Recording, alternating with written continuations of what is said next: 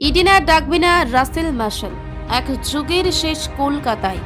Kolkata night Riders একটি দল, একটি আবেগ, একটা দায়িত্ব। আর সেই আবেগের ঠিক কেন্দ্রে যিনি ছিলেন বছরের পর বছর, তিনি হলেন আন্দ্রে রাসেল। ব্যাট হাতে হোক বা বল হাতে কিংবা প্রয়োজনে মাঠের মাঝখানে দাঁড়িয়ে পুরো ম্যাচের চেহারা বদলে দেওয়া রাসেল ছিলেন কেকেআরের সবচেয়ে ভরসার জায়গা। কিন্তু আজ সেই রাসেলের সঙ্গেই কেকেআরের পথ আলাদা হয়ে গেছে। 2014 সালে কেকেআরে যোগ দেওয়ার পর তিনি শুধু একজন অলরাউন্ডারই হননি, তিনি হয়ে উঠেছিলেন কেকেআরের হৃদস্পন্দন।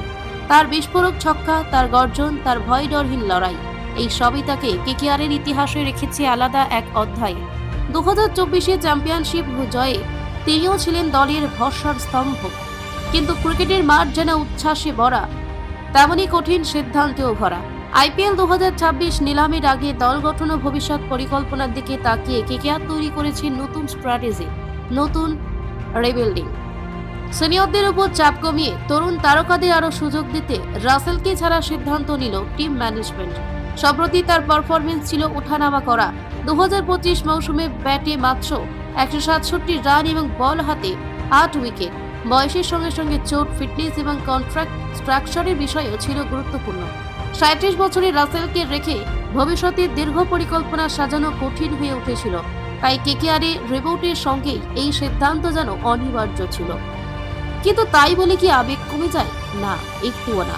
রাসেল ছিলেন শুধু একজন খেলোয়াড় নন, তিনি ছিলেন কেকেআর ফ্যানদের কাছে এক রিলায়েন্স, এক ম্যাচ উইনার, একজন গর্ব বহনকারী যোদ্ধা।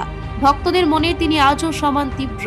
কেউ বলছেন দলে ফিরে আসুক বাইব্যাকের মাধ্যমে, কেউ চান ভবিষ্যতে মেন্টর হিসাবেও দেখতে।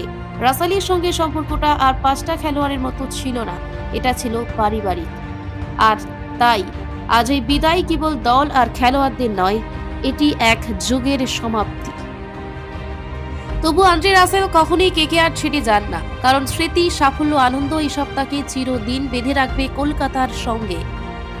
রাসেল ছিলেন, রাসেল আছেন, আর রাসেল থাকবেন কেকেআরের ইতিহাসে একটি নাম, একটি শক্তি, একটি কিংবদন্তি হয়ে। শেষে রাসেলের আইকনিক ছক্কা মারা স্লো মোশন শট। শুভকামনা রাসেল, তুমি সব সময়ই আমাদের ড্রে রাসেল।